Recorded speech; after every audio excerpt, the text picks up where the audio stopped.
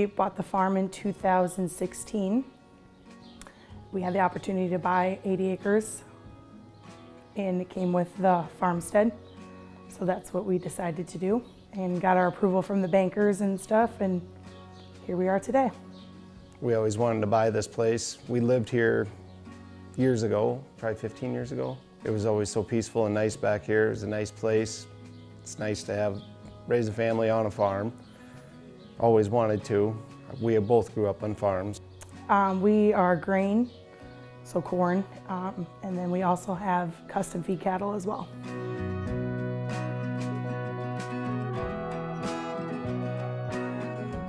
We are not both full-time on the farm here. I am full-time in town. I'm a heavy equipment operator, and Jill, she's a cosmetologist. She does hair. She also works at Western Dubuque schools. We would absolutely be full-time on the farm if money wasn't an option. We would probably have some cows or stock cows or dairy cows or something like that, because that's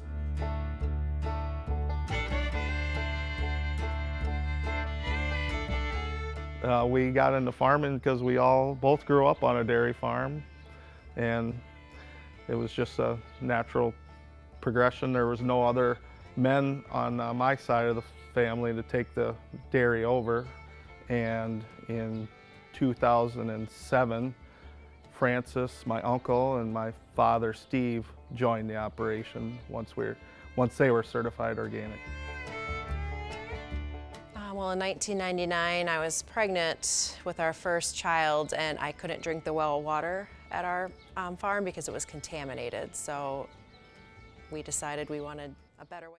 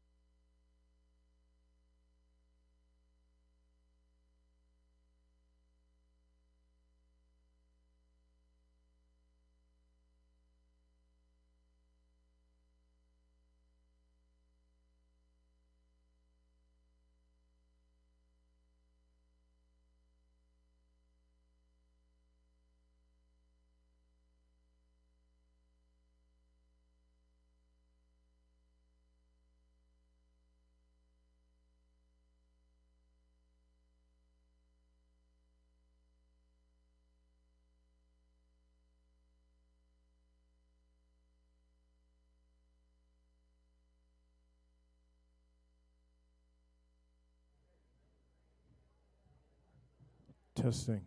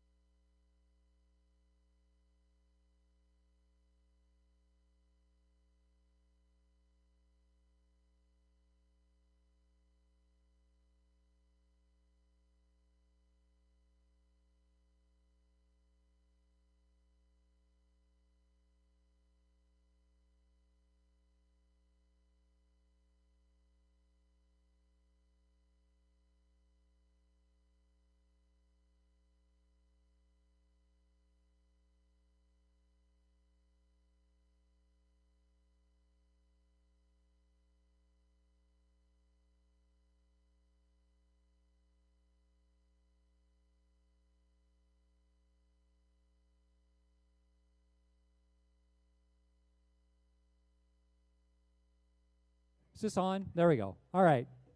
Hi, everybody. How you doing tonight? My name is Mike Fortman. I'm the Associate Publisher and Group Director of Advertising for TH Media. And on behalf of all of the employee owners of Woodward Communications and the Telegraph Herald, we'd like to welcome you to tonight's event. I'm not going to spend much time talking to you at the moment because everybody's ready to eat. I just wanted to let you know that, first of all, we're very happy to have you at our third annual Tri-State Farm Families of the Year event. And we're going to have some folks releasing tables in a somewhat orderly fashion for the food. So We'll go through the dinner line here shortly, and I'll be back a little bit later to get things started. So again, thank you for coming.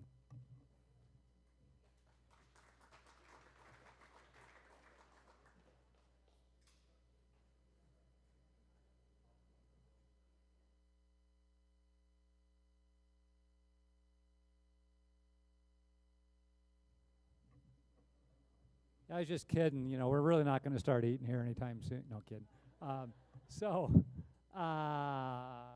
There we go.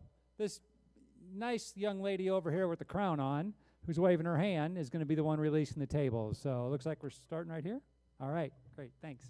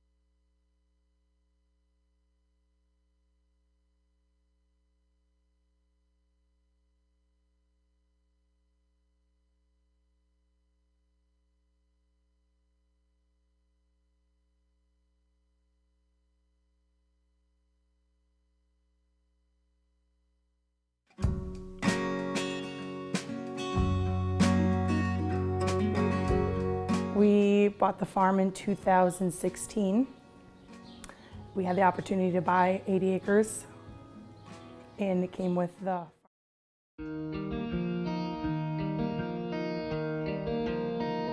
My grandma and grandpa moved here in 1945, and then my dad took over the farm in 1959, and then we bought it in 2007, and that's the present day, and our two sons, Corey and Kyle, they're full-time with us now. Well, I guess that everybody's got kind of a specific job. When we start milking, everybody starts, and then Corey leaves and goes to feed calves. And we got one full-time helper. We need three, to help switch cows. We got two different groups, a high group and a low group. We milk one, and then when they're done, we got to go out and switch and scrape and bed the cows up, for the next milking. There's 360 acres. 300 of that's probably tillable ground. We raise oats, hay, and corn, our three crops, and we buy all of our protein that we need for the cows. And we feed all out here in the place, because we have pigs also. So we need everything that we raise. When we built the parlor, I would say was our most challenging. It's a double 10 parallel parlor. You milk 10 cows on each side. A lot goes into building one, more than what you think. I try to do it myself. Some people hire somebody to come in, but that was probably financially and just figuring everything out to get it right and how it was supposed to be done. And we got it done, and everything's better.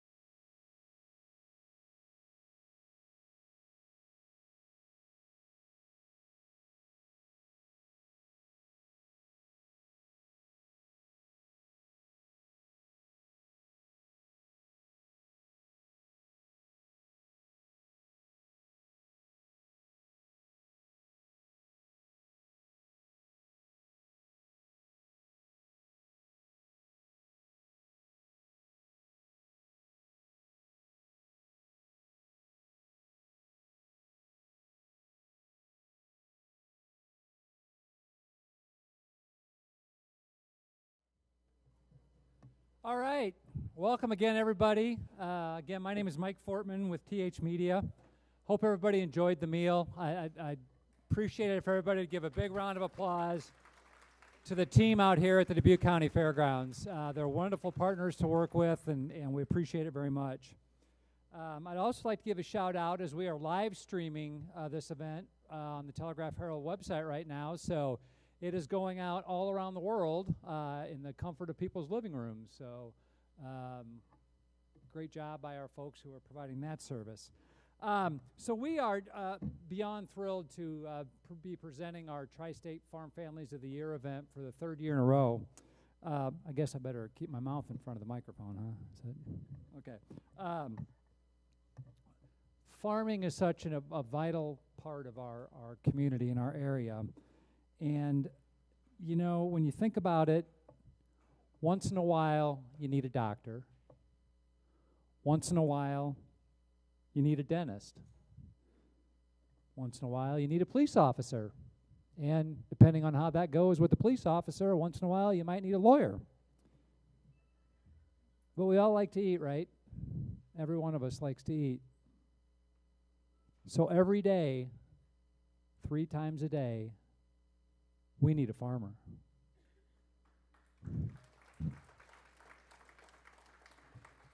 And you know, whether it's COVID or a COVID variant, the endless dedication and work that farmers do goes on. Things don't stop in the world of farming because there's a nasty bug going around. In fact, if 2020 taught us anything, it's we can survive without concerts, we can survive without sports, we can survive without parties and conferences,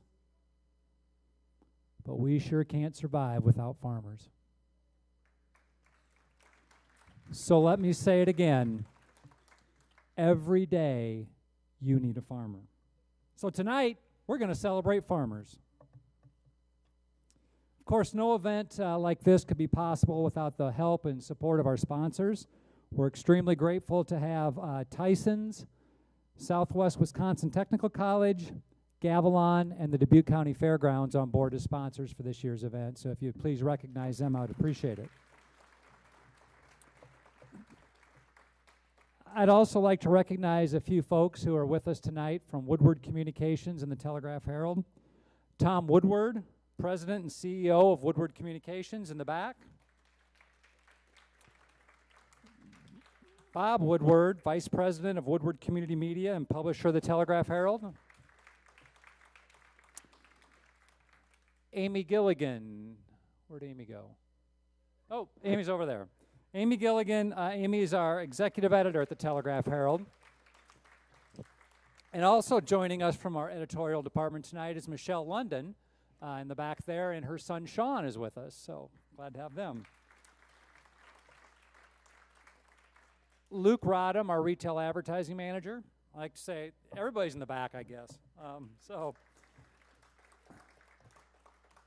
Jody Dodd, she is our events coordinator. She's waving her hand, and she helped really make this night possible with a lot of work. And then we have some of the best sales and marketing folks anywhere that assist with this.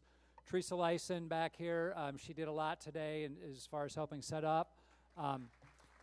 And then also we've got Andy Commence back there helping direct traffic tonight, so a great job from those folks. And then in the way back, we have Paul Carut's side, who put together all the videos for this evening. Did a great job with that. And helping him out tonight is Dale Campbell Jr., running the cameras. So I think that's all the formalities here. With the exception of the opportunity for me to introduce our keynote speaker for tonight. Deb Eim has been employed with Southwest Wisconsin Technical College in Fenimore since 2007. She worked 10 years as an instructor in the Farm Business and Production Management program, delivering adult farm management classes in the communities and on the farm. In 2017, Deb accepted the Director of Agriculture position for the college, where she is now responsible for leading and supervising 10 faculty in the agriculture department. Deb enjoys working with her team to provide technical training in agriculture to the next generation of owners, managers, and employees in the agriculture industry. Deb resides in Lancaster with her husband John and 6 children. They own and operate an organic dairy and laying hen operation with her husband's family. Deb continues to stay involved in agriculture as a Wisconsin FFA Foundation board member, lifetime FFA alumni member, and 4-H leader. Deb will be speaking along with a few minutes from Kyle Bennett, Southwest Tech Recruitment Coordinator. So please help me welcome Deb Eim.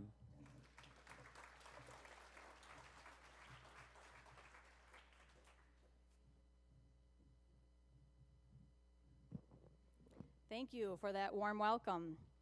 Hello, and thank you for this opportunity to speak. Hopefully I can see this. I normally don't write everything out, but today I did. I had an opportunity to review a lot of the farm family stories here tonight, and what I noticed was several similarities that come to mind and represent a common picture of what farm families are today. And these similarities include multiple generations, grandparents, parents, children, diversity, got dairy, beef, organic, and grain, community involvement, off-farm employment, tragedy or challenges that set us back, advancement, and progression. Being a farm wife, a bookkeeper, which I like to call Assistant Chief Financial Officer, so you're welcome to steal that title, all right? Second generation farmer, mother, insurance carrier, kid chauffeur, and the list goes on. I can easily resonate with the stories and experiences these farm families of the year experience. It takes a lot of time, energy, determination, sacrifice, and soul searching to define why we do what we do and to do it well. From my family's perspective, we value the farm work and the reward. We value the ability to provide food for the table. We value an opportunity to pass on a legacy and a passion to the next generation. We value honesty and integrity. As the Director of Agriculture at Southwest Tech, I'm proud of the education programming we have created to support current and next generations interested in working in the agriculture industry. We have agriculture programs focused on preparing individuals for careers on the farm or in sales and service sector of agriculture. Students can earn 1-year or 2-year degrees in the areas of agribusiness, agronomy, animal science, and mechanics. One part I think we do an excellent job with at Southwest Tech is the multiple touch points we have with individuals in preparing themselves for a career in agriculture. Please let me share a story of one of our graduates.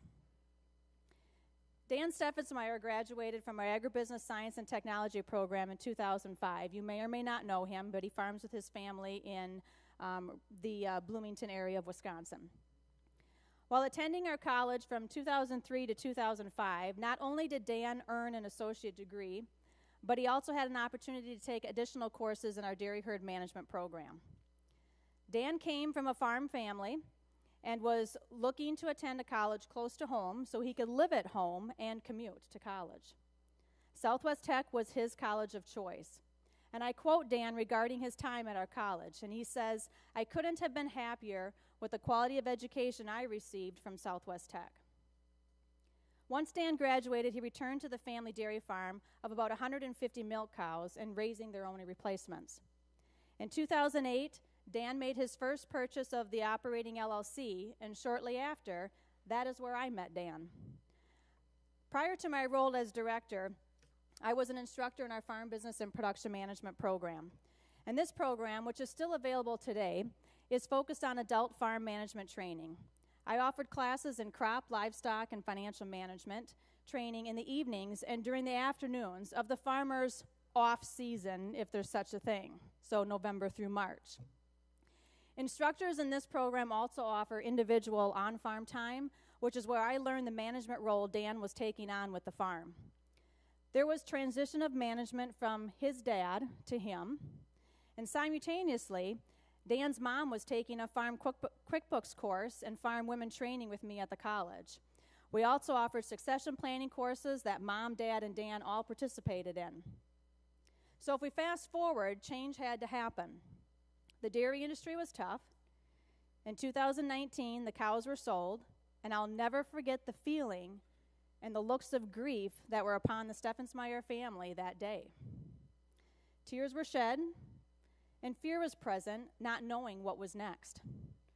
However, it was important for me to remind them of the success they have farming, even in that moment of their prized cows being auctioned off. They capitalized on their management training and skills and were well tuned in to their comfort levels of risk. It was time for them to change and to do something different. I admire them in recognizing that shift they needed to make for their farm and for their family. It is not easy, but it was needed. Today, Dan and his parents continue to successfully farm the same crop ground and livestock. However, rather than the freestall barn being filled with dairy cows, it is now filled with 425 cattle on feed and about 40 beef cows grazing on the pastures. Dan has also gained ownership in the farmland with his parents and continues to build his management skills. I know he is doing it with confidence because I also remember a brief conversation with his mom last March.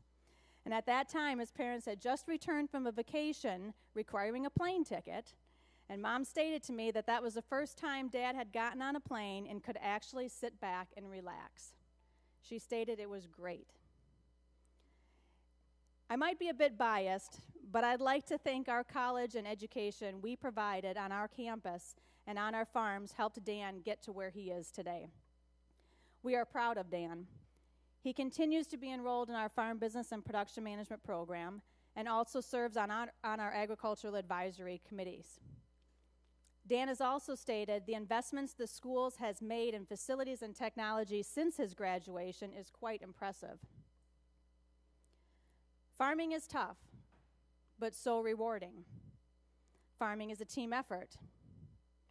Know your resources, use your resources to be successful, and we want you to be successful. It's now my pleasure to introduce Kyle Bennett.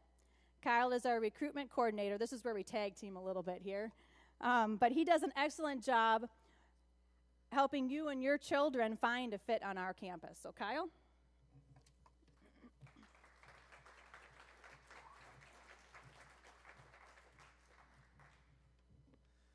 Good evening, everyone. They asked me how tall I was so that they can make sure I fit on camera. So when I told them I was 6'10", hopefully everything is showing up on the TV there for you. So again, my name is Kyle Bennett. I'm the recruitment coordinator at Southwest Tech. I actually grew up near Milwaukee, so I was the exact opposite of what a farm family was all about. Now I live out in the country, outside of Boscobel with my family. I have 5 kids. We have chickens. So we're getting into that farm family life, and I absolutely love it. I don't think we'll ever win Farm Family of the Year, though. The only time we ever got 2 pigs, let's just say I have a 50% success rate. So I don't know. I have a lot of work to do there. So in my role as recruitment coordinator, I get to work with and meet with a lot of people, both from outside of our campus but also from within our campus. So I've gotten to meet a lot of our ag instructors. And I'd like to share a brief story about one of those fine folks. So one day I was giving a tour to a high school student. She was kind of interested in our animal science program. She was still on the fence. But one of our instructors, Ryan, he happened to be in his classroom during that tour. So we had the opportunity to chat with him a little bit about the program. And I know a little bit about all of the ag programs. I have to know a little bit about every program. So I was excited to hear more about, the animal science program and the classes that they take. But he actually didn't talk a whole lot about the program itself. What he did was focus on our visitor, and he asked her questions. He learned about her life, her interests, her goals, and where she saw herself in 5 years, which was amazing. And she was very into that tour, and he was so into that. Through this tour, through this experience, I realized how much he really cares about those students, both current students and his future students. This happened during a class, and he kind of stopped everything and chatted with her, asked the class some questions, asked for their feedback. It was a really cool interaction. But it was a really neat experience. And a couple weeks later, I had learned, and I'm not surprised, that one thing Ryan does is he stays late from class every now and then in order to work with some of his students. On some of these occasions, there's no textbooks, no egg textbooks, no animal models, because I found out that he was doing some tutoring for math for his students. Now, we have math tutors on campus, and our students go to those math tutors, but Ryan's no math teacher, but the fact that he sat down and took time out of his working day to help this student with their math homework just shows he cared so much that he went above and beyond to help that student. And that's not just Ryan, that's the entire ag faculty at our college, and all of our faculty and staff. We have a passionate group of individuals that work at Southwest Tech that are devoted to helping students succeed, to pass their classes, to land a good job, and just to become a better person in that process. And this is reflective of our entire college. One data point I'd love to share, for the last 4 years in a row, over 90% of faculty and staff at Southwest Tech have donated to our foundation. And the foundation gives money to students in need for scholarships, for emergency funds, for other financial programs dedicated to increasing student success. So we're very much invested in our students because we truly care. If you've never stepped foot on our campus, I would invite every one of you here today to visit us this fall. Come stop by so you can experience what we have to offer, so you can experience firsthand the kindness and the passion that all of the people at our college share. So again, my name is Kyle. Please come stop by. You can say hi to me. I have cards, and if you'd ever like to come see our campus, take a tour, I'd be happy to show you around, feed you lunch, and kind of show you what there is out there. So thank you very much.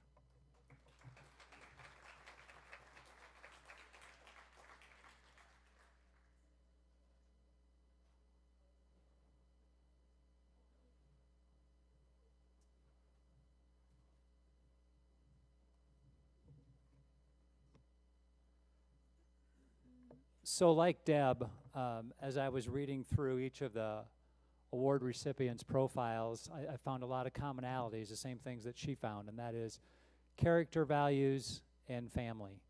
So I would like to, again, ask everyone to give a warm thank you to Deb and Kyle for their presentation tonight. And we appreciate Southwest Wisconsin Technical College being a sponsor of our Tri-State Farm Families of the Year event. As many of you know, we asked for nominations for our Tri-State Farm Families of the Year awards. And we got several, which is always exciting for us. It makes the selection process fun, but as you can imagine, very, very challenging. We'll be presenting awards tonight for the Telegraph, Herald, Tri-State Farm Families of the Year event in the categories of dairy farm, grain farm, organic farm, and livestock farm. Bob Woodward will be presenting each of the winners with a beautiful aerial photo of their farm that was taken by the Telegraph Herald photographers. That is not one of the Telegraph Herald photographers. Telegraph Herald photographers Dave Kettering and Jess Riley using our drone, and then these were reproduced onto canvas. In addition, the recipients will be getting a basket of goodies, all local stuff, Betty Jane candy. There's some wine. There was some wine in those baskets. And then a $100 gift card to Tyson's. So I'll ask Bob to kind of come up here as we start the process here. Our first award that we're going to be giving out tonight is the Tri-State Farm Family of the Year for Dairy. And it goes to the Jim and Deb Thill family of East Dubuque, Illinois.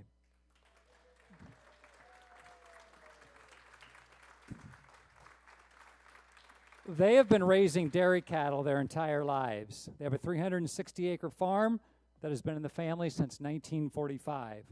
They milk 150 head and also raise hogs and steers. They bought the farm in 2001 from Jeff's parents and moved into the farmhouse in 2007. It's really a family venture, and I don't personally know this young family, but in what I'm reading, it's certainly a family venture, and sons Corey and Kyle work full-time on the farm. Pressure's kind of on as I look at their phones over here recording me. Sons Corey and Kyle work full-time on the farm. Jeff's dad, Mervyn, works a few hours each day, and there's a brother-in-law and a nephew that pitch in as needed, and then Roger Miller is a full-time employee. Wife and mom, Deb, like every good farm wife and mom, fills in if someone is gone or they're in the field. She keeps the farm books. What was that title that she needs? Assistant Chief Financial Officer. And she also works 3 days a week at Clark University, where she has been for 33 years. As with many farmers, they are involved in their community. Jeff and Deb are active in the Menominee School. Jeff coached both boys in baseball and basketball. Deb volunteered assisting with the Hot Lunch program and was a finance board member. Jeff has been a member of the local volunteer fire department for 30 years. He was recognized as Fireman of the Year in 2001. Corey, Kyle, and Deb have all been active in 4-H. Now that, my friends, is a busy family. So with that, I'm going to ask Paul to start the video.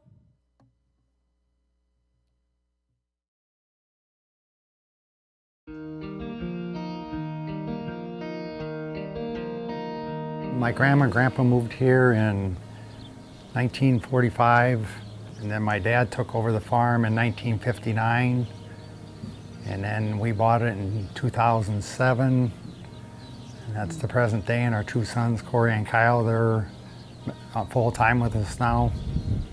Well, I guess that everybody's got kind of a specific job.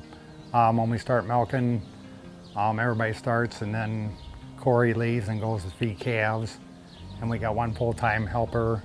We need 3, to help switch cows. We got 2 different groups, a high group and a low group.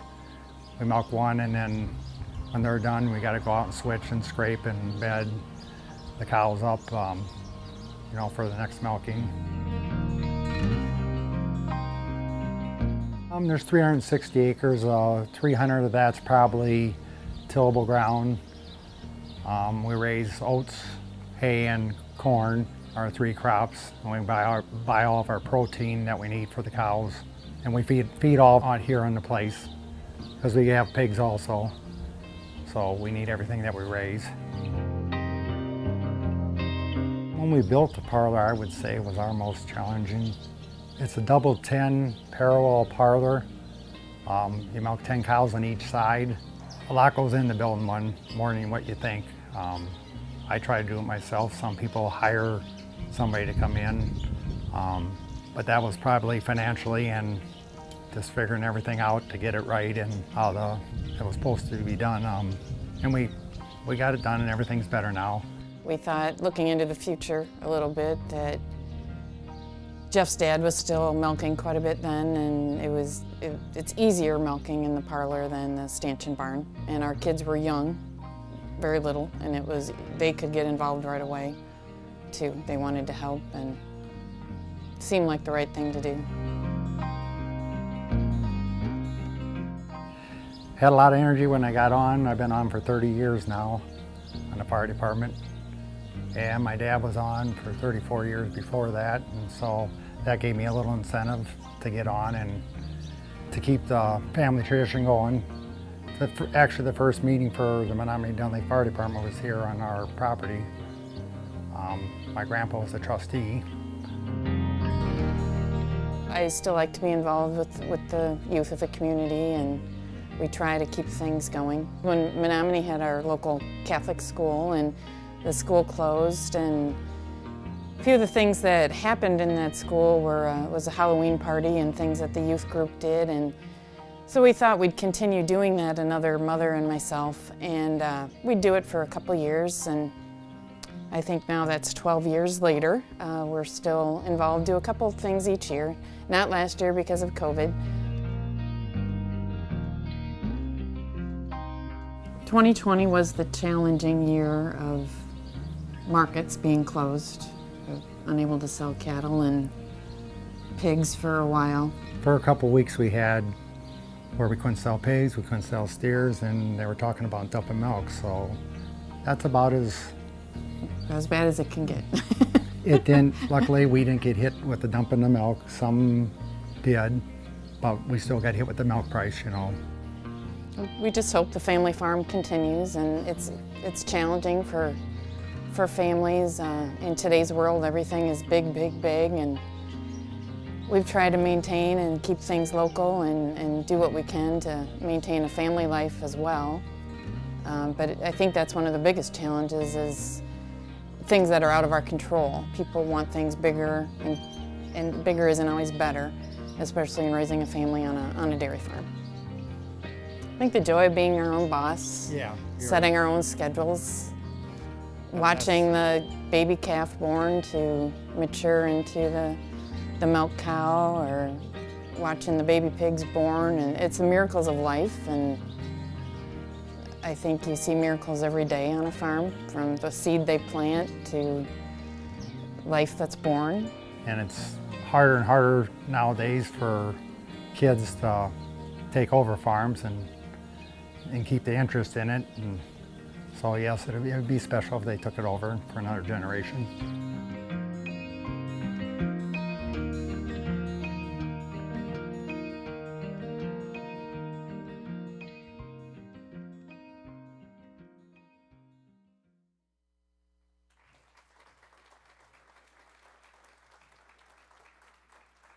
I would like to remind people that all of the videos tonight will be available on the Telegraph Herald YouTube channel. So later tonight, Paul? Yes, Paul's. All right, great. So ladies and gentlemen, congratulations to the Telegraph Herald Tri-State Dairy Farm Family of the Year, the Jim and Deb Thill family of East. I want to make sure people are listening. You passed.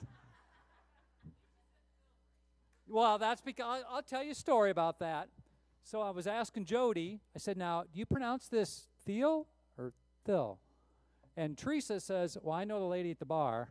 And so she goes to the lady at the bar, and the lady at the bar calls Deb and says, I just want to make sure I know how to pronounce your name. I've known you a long time, but I'm not really sure how you pronounce your name. So we got that straightened out. So congratulations to the Thill family.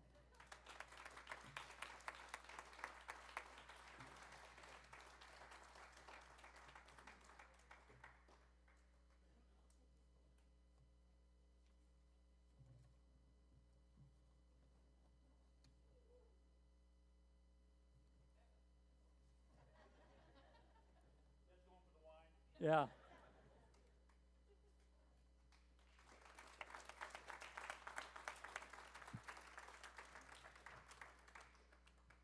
Next up, our Tri-State Grain Farm Family of the Year, and it goes to Bob and Jill Riniker and family of Farley.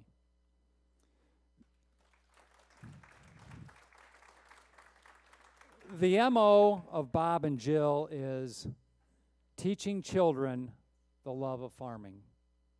They have 2 daughters and a son.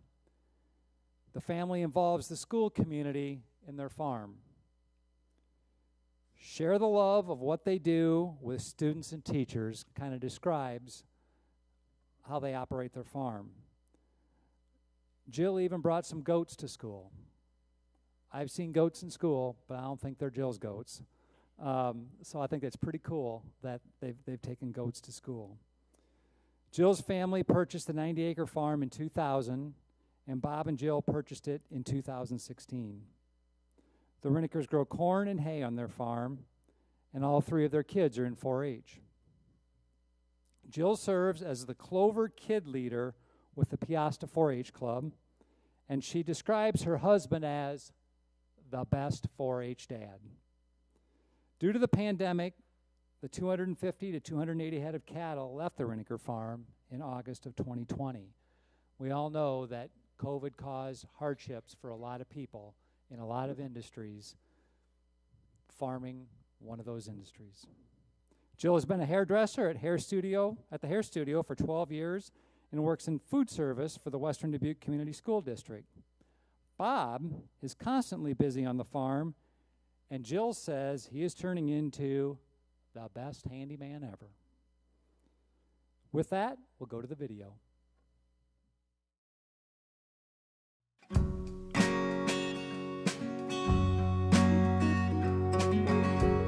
We bought the farm in 2016.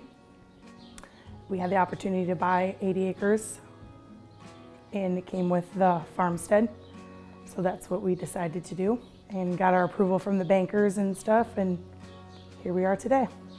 We always wanted to buy this place. We lived here years ago, probably 15 years ago. It was always so peaceful and nice back here. It was a nice place. It's nice to raise a family on a farm. Always wanted to. We both grew up on farms. We are grain, so corn, and then we also have custom feed cattle as well.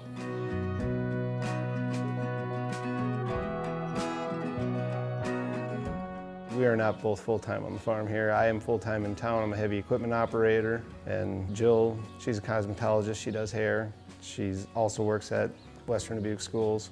We would absolutely be full-time on the farm if money wasn't an option. We would probably have some cows or stock cows or dairy cows or something like that, because that's how she grew up and how I grew up. And when we used to have a lot of cattle around, Jill and I would work at bedding cattle, cleaning cattle, scraping cattle, hauling manure. Sometimes we'd do it before work in the morning or after work at night. And ever since COVID hit, we have no cattle custom feeding right now, just because the market's got too jumbled up with COVID hitting that the guy that had the cattle here couldn't even get rid of the cattle that he had, because the processing plants were shut down, and it put such a stumble into him that he don't even feed cattle no more. I would say seeing our kids be here, doing what they love to do. All 3 of our kids have a passion for 4-H and their animals. They love to be here, working with them all the time. It's nice that they're here. We don't have to travel, we don't have to rent barns. One of the passions, I think, is all of us working together. If we're all outside in the fall trying to bring in bales or make bales or just anything like that, it's kind of like a family thing. You know, they might ride with, or you might have a child even out in the field grouping bales with a skid loader and another one in a tractor bringing them in or something like that. It just brings everybody together. It's nice everybody helps out. The biggest challenge would be us both not being here. It's not like we can make a living off the farm and make a good living for ourselves. Like, it's not feasible to take care of the payments and stuff like that. We both have to work off the farm in order to make everything work. And with the farm income, all of that combined that's the biggest challenge. It's just always keeping enough coming in to make everything going out balance out. Our oldest would love to be a veterinarian. That's her goals. But any one of them, we would be glad that if they came back to, or even all 3 wanted to figure out how to stay here or do something together, we'd be happy. I'd be real happy if one of them would like to follow in our footsteps, or at least run the farm or have some stock cows or do something, utilize the space for themselves. That'd be nice.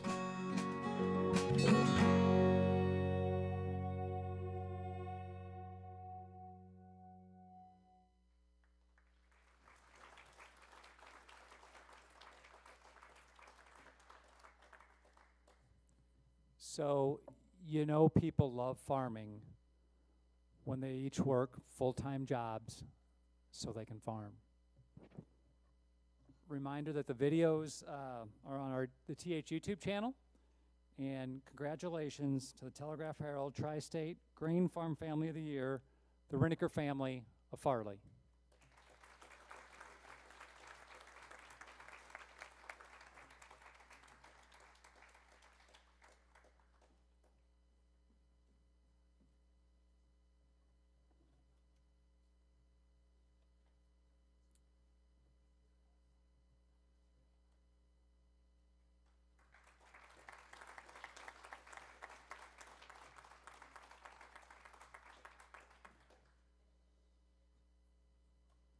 All right, next up, the Tri-State Organic Farm Family of the Year, and it goes to the Leibfried Family Farms of Hazel Green, Wisconsin.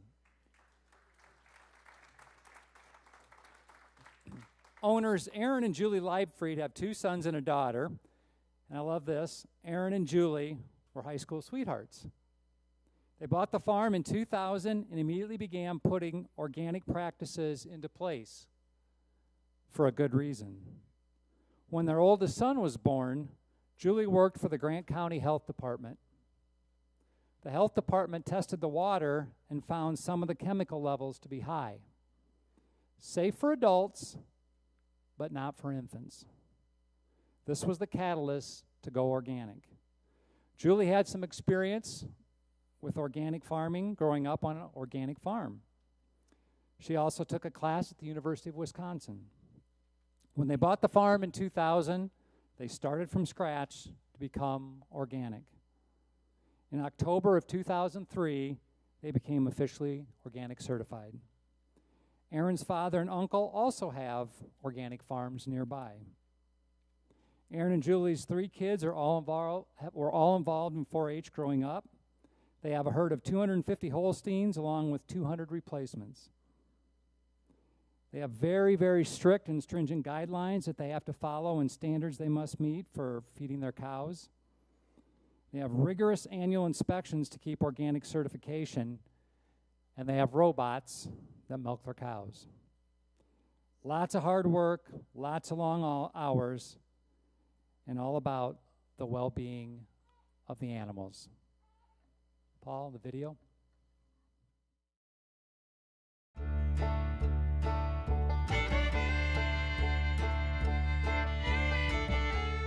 We got into farming because we both grew up on a dairy farm, and it was just a natural progression. There was no other men on my side of the family to take the dairy over, and in 2007, Francis, my uncle, and my father, Steve, joined the operation once they were certified organic.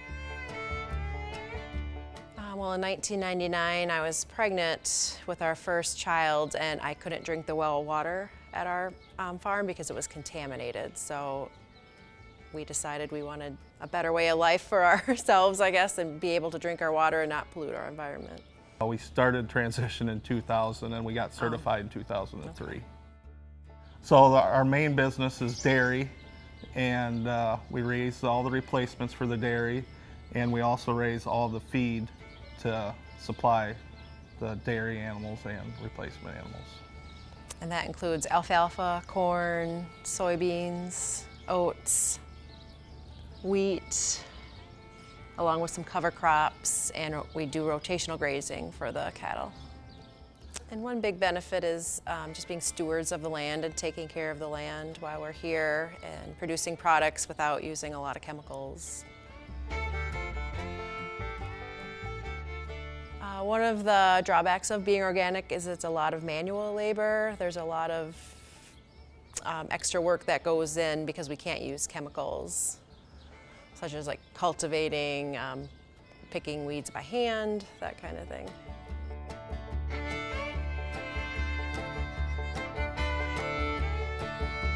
So in 2013, we installed 4 Lele astronaut robots, and it's really benefited us to have more time away from the farm, to get to our kids' sports activities and school activities, and just allows you to do more of the field work and not have to stop in the middle of the day.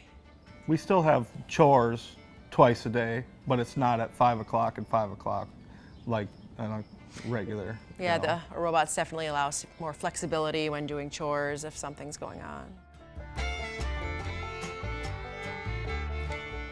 With putting in the robots, we became a 24/7 farm. You know, our phone is on our side all the time. And yes, we have a lot of flexibility, but we also have to be here if something happens, and it runs 24 hours a day. We all work together and have grown closer that way, I think, working together, and we've taught our kids a good work ethic, and we know they're going to be okay out in the world because they grew up here, so they know how to work. And it is just nice to be able to instill that value of land and taking care of your animals well in your children. I think in the future our farm will stay organic, and even if one of the kids take over, I think they'll continue organic farming as well. Yeah, we're farming for the next generation every day, you know, in hopes that that's going to be that's the way my dad and my uncle farmed, you know, and I came along, and that's the way, you know, we're going Tried to about pass it on to our kids Yeah. if they want it in Yeah. good shape. Yeah.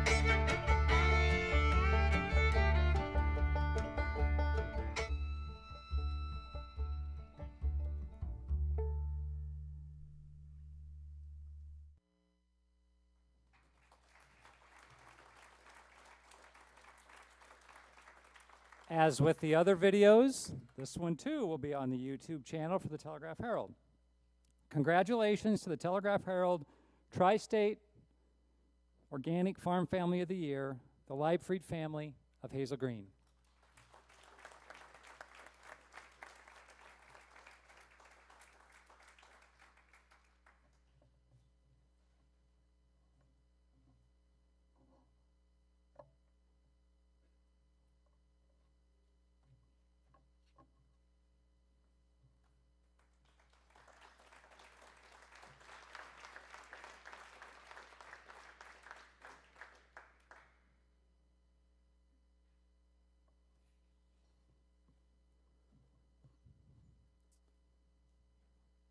Our final award tonight is the Tri-State Livestock Farm Family of the Year, and it goes to J & Company Beef, Guttenberg, Iowa.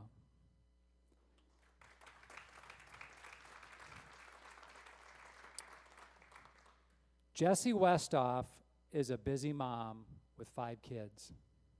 I see one of the kids shaking her head. She is also a cattlewoman and proprietor of J & Company Beef, running a herd of 90-plus cattle. Jessie and her late husband, Nick, bought the 130-acre farm from Nick's grandparents in 2012. The farm includes an 1844 limestone homestead, and local legend has it that the home served as a community home for new immigrants to the Guttenberg area. Jessie and Nick began raising beef cattle, but found it wasn't an efficient way to make a living for both of them to work on the farm. So they decided to add dairy cattle so they could both work on the farm together full time. In 2011, Nick was diagnosed with brain cancer at the age of 26. He had surgery, and the cancer went into remission. While in remission, they adopted 4 siblings, 3 girls and a boy. Sadly, Nick's cancer returned, and he passed away in 2018 at the age of 32. They had sold the dairy cattle during Nick's illness and sold off what remained of the replacement heifers after his passing. About a month after not having any animals, Jessie missed it and bought the beef cattle. She wanted to be home with the kids. A few years ago, they took down the old barn and built something more modern. It included a heated room, a couch, a table and chairs, puzzles, and coloring books, so Jesse could have time with the kids. Nick's parents and grandfather continue to be working partners in the farm operation. A little over a year ago, Jesse met Tony Young. He has accepted the kids and settled into farm life. And their baby is just 7 weeks old. Paul, the video.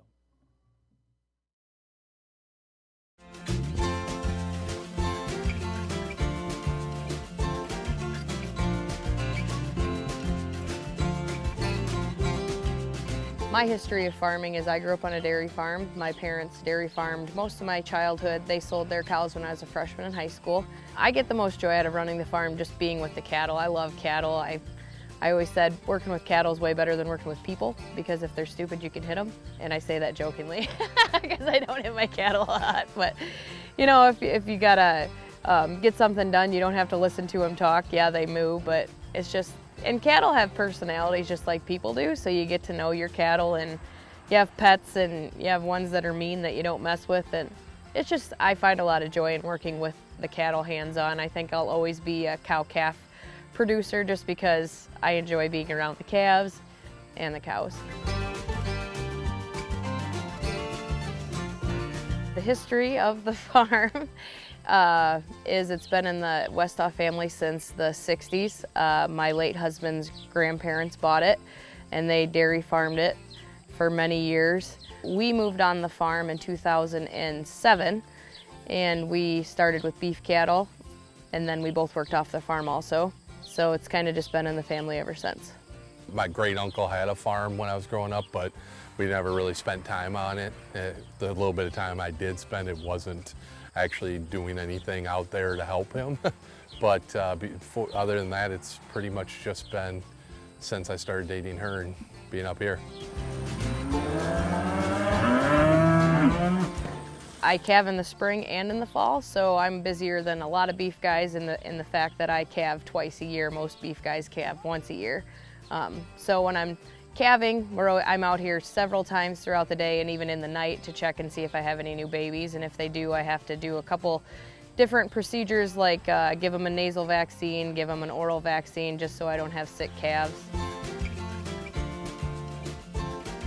Yeah, I have a lot of help. Both of my late husband's family, I farm with my in-laws daily. I mean, if they wouldn't help me the way that they do, I wouldn't be able to do it.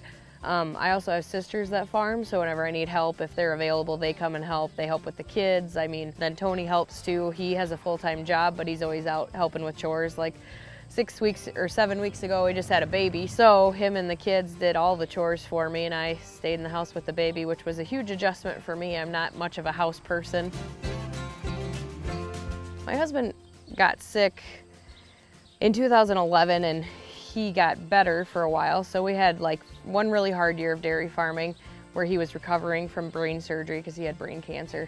So we had 5 good years where we raised the kids on the farm, and then he got really sick again, and I just knew that we needed to get rid of the dairy cows to enjoy the little bit of time we had left. So we sold the dairy cows and enjoyed life for a while. We had our replacement heifers that we could kind of sell off when we needed some more cash flow for the year.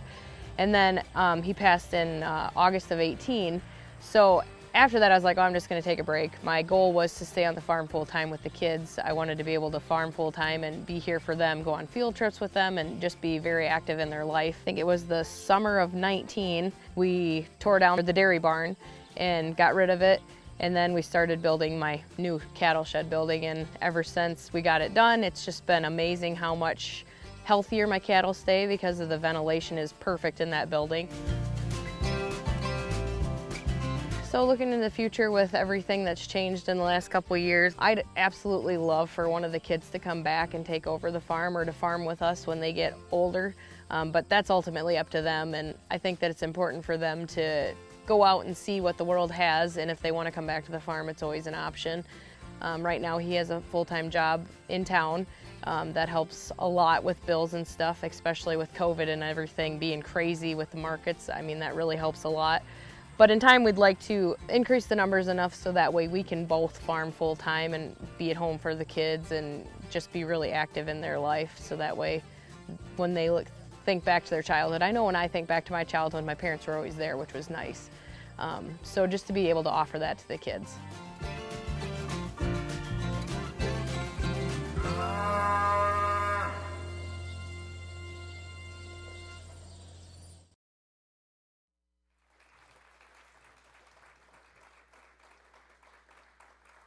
And of course, you'll find this video on the Telegraph Herald YouTube channel as well. Congratulations to the Telegraph Herald Tri-State Livestock Farm Family of the Year, J & Company Beef, Guttenberg.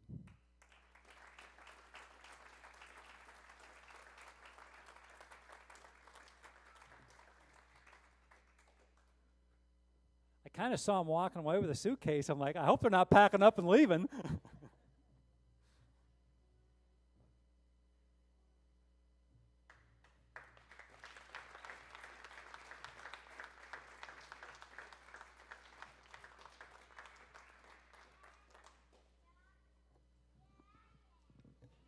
What a great night. So Jody asked me to share a few comments to conclude the event. And, you know, it's always tough to find words after you have an inspiring evening. Again, we appreciate the wonderful meal from the team out here at the fairgrounds and the wonderful presentation from our friends at Southwest Wisconsin Technical College. And, of course, we extend our warm congratulations to the Thills, the Rinnikers, the Leibfrieds, and J & Company Beef. Also, again, we recognize our sponsors, Tyson's, Southwest Wisconsin Technical College, Gavilon, and the Dubuque County Fairgrounds. One thing that really kind of sticks out, jumps out in my mind as I watch these videos is, again, the commitment to family. See all the kids that are involved in the operations, and it gives me confidence and peace of mind to know that our farming community is in good hands for a long time. Finally, I want to share a speech that was made at an FFA convention in 1978. Does anybody know who Paul Harvey is? A few people. I see a lot of young people out there, but I need some people in my age range to say, yeah, I know who you're talking about. Otherwise, this kind of loses a little luster. So Paul Harvey gave this speech. And on the 8th day, God looked down on his planned paradise and said, I need a caretaker. So God made a farmer. God said, I need somebody willing to get up before dawn, milk cows, work all day in the fields, milk cows again, eat supper, then go to town and stay past midnight at a meeting of the school board. So God made a farmer. I need somebody with arms strong enough to rustle a calf and yet gentle enough to deliver his own grandchild. Somebody to call hogs, tame cantankerous machinery, come home hungry, and have to wait lunch until the wife's done feeding the visiting ladies. Then tell the ladies, y'all be sure to come back again real soon, and mean it. And so, God made a farmer. God said, I need somebody willing to sit up all night with a newborn colt and watch it die. Then dry his eyes and say, maybe next year.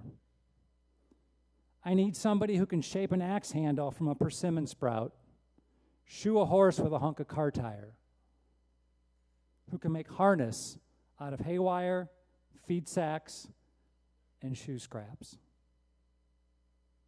who, planting time and harvest time, will finish his 40-hour week by Tuesday at noon, and then painted from tractor back, put in another 72 hours. And so, God made a farmer. God had to have somebody willing to ride the ruts at double speed to get the hay in ahead of the rain clouds, and yet stop in midfield and race to help when he sees the first smoke from a neighbor's place. And so, God made a farmer. God said, I need somebody strong enough to clear trees and heave bales, yet gentle enough to tame lambs and weed pigs and tend the pink-combed pullets, who will stop his mower for an hour to splint the broken leg of a meadowlark. It had to be somebody who'd plow deep and straight and not cut corners.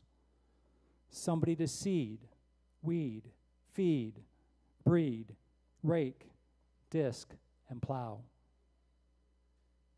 And plant, and tie the fleece, and strain the milk, and replenish the self-feeder. And finish a hard week's work with a 5-mile drive to Sunday church. Somebody who would bail a family together with the soft, strong bonds of sharing, who would laugh and then sigh, and then reply with smiling eyes when his son says that he wants to spend his life like his dad, doing what dad does. And so, God made a farmer. Yes, my friends, God made a farmer. So my final words tonight are, thank you, God, for making farmers. Thank you, farmers, and thank you all for joining us tonight.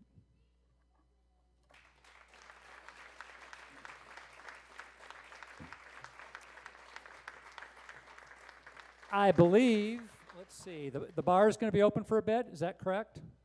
Yep, bar's open for a bit, so you're welcome. Oh, that's right. Jody's holding up flowers, and so that's a reminder to me to say that there's flowers at all these tables, and they're free for the taking, so first come, first serve, you're welcome to take them. Guys, I suggest you take them and give them to your wife or your significant other.